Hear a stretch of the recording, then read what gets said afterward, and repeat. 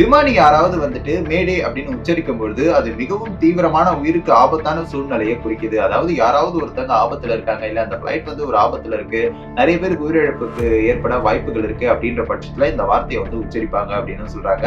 இந்த மேடே அப்படின்னு ஒரு வார்த்தையை சொல்லும் பொழுது இது வந்துட்டு இந்த ஒரு சின்ன வார்த்தையை சொன்னாலே இது இவ்வளவு விஷயங்களை குறிக்கக்கூடியது அப்படின்றத ஒரு கோட் வேர்ட் மாதிரி எல்லாருமே வந்து யூஸ் பண்ணிட்டாங்க அப்படின்னு தான் சொல்லணும். நேற்று அகமதாபாத்ல நடந்த இந்த ஒரு பிளேன் கிராஷின் பொழுது பார்த்தீங்கன்னா அந்த விபத்து நடப்பதற்கு கொஞ்ச நேரத்துக்கு முன்னாடி மேடே மேடே அப்படின்னு சொல்லக்கூடிய இந்த ஒரு வார்த்தை குடிச்சிருக்கு. இந்த வார்த்தைக்கான அர்த்தம் என்ன, இப்படி வந்துட்டு அந்த பிளேன்ல வந்து ஒலிக்கிறதுக்கான காரணம் என்ன அப்படின்ற மாதிரியான பல விஷயங்களை நாம இந்த ஒரு வீடியோல பார்க்க போறோம். வாங்க வீடியோக்குள்ள போகலாம்.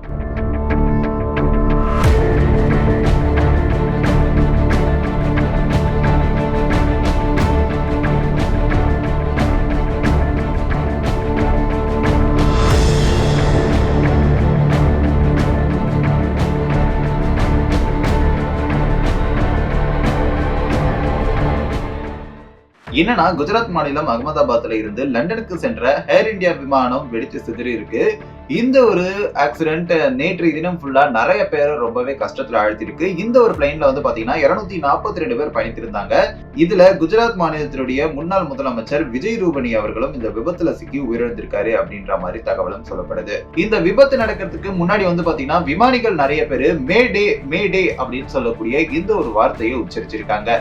இந்த வார்த்தை சொன்ன கொஞ்ச நேரங்கள்ல இந்த விபத்து நடந்திருக்கு. அந்த ஒரு நேரத்துல இந்த வார்த்தை ஒலிக்கிறதுக்கான காரணம் என்ன, இந்த வார்த்தைக்கான அர்த்தம் என்ன அப்படின்றத நம்ம இந்த ஒரு வீடியோல பார்க்கலாம்.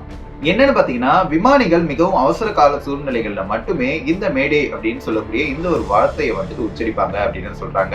இது சர்வதேச அளவுல அங்கீகரிக்கப்பட்ட ஒரு அவசர கால அழைப்பு சொல்லு அப்படின்னும், விமானி யாராவது வந்துட்டு மேடே அப்படின்னு உச்சரிக்கும் பொழுது அது மிகவும் தீவிரமான உயிருக்கு ஆபத்தான சூழ்நிலையை குறிக்குது. அதாவது யாராவது ஒருத்தங்க ஆபத்துல இருக்காங்க, இல்ல அந்த பிளைட் வந்து ஒரு ஆபத்துல இருக்கு, நிறைய பேருக்கு உயிரிழப்புக்கு ஏற்பட வாய்ப்புகள் இருக்கு அப்படின்ற பட்சத்துல இந்த வார்த்தையை வந்து உச்சரிப்பாங்க அப்படின்னு சொல்றாங்க.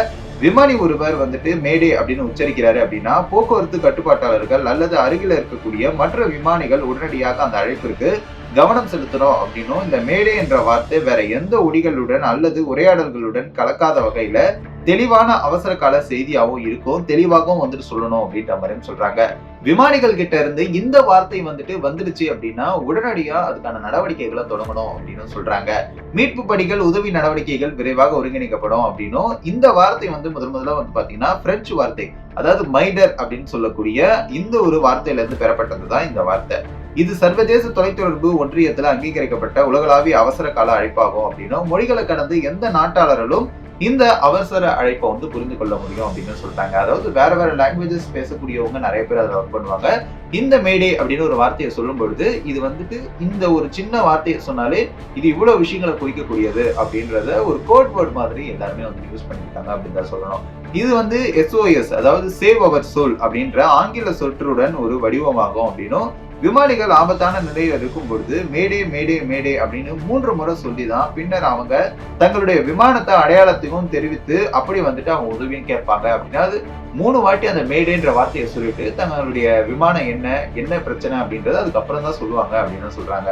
ஸோ மேபி அந்த விஷயங்கள் புரியல அப்படின்னா கூட இந்த மேடேன்ற வார்த்தையை கேட்கும் போது கண்டிப்பா அவங்க ஏதோ ஒரு பிரச்சனையில இருக்காங்க அப்படின்றத புரிஞ்சுக்க முடியும் அப்படின்றதுக்காக தான் இந்த ஒரு வார்த்தையை உச்சரிக்கிறாங்க அப்படின்னும், நேற்றைய தினம் அதே மாதிரி இந்த வார்த்தையை உச்சரிச்சிருக்காங்க. ஸோ கடைசி அவங்க சொன்ன கொஞ்ச நேரத்துல இந்த ஆக்சிடென்ட் நடந்திருக்கு. அதனால அந்த நேரத்தில் எந்த விதமான நடவடிக்கையும் எடுக்க முடியாத ஒரு சூழ்நிலைக்கு தள்ளப்பட்டிருக்காங்க அப்படின்னு சொல்றாங்க. இந்த ஒரு விஷயம் கேட்டு நிறைய பேர் இந்த ஆக்சிடென்ட் நியூஸ் கேட்டு நிறைய பேருக்கு ரொம்பவே வந்துட்டு நேற்று ஒரு நாள் ஃபுல்லாவே வந்துட்டு ரொம்பவே கஷ்டத்தை ஏற்படுத்திட்டு நினைக்கிறேன். இந்த ஒரு வார்த்தைக்கான அர்த்தம் இந்த ஒரு வீடியோ பார்த்து உங்க எல்லாருக்குமே கண்டிப்பா தெரிஞ்சுட்டு இருப்பீங்க.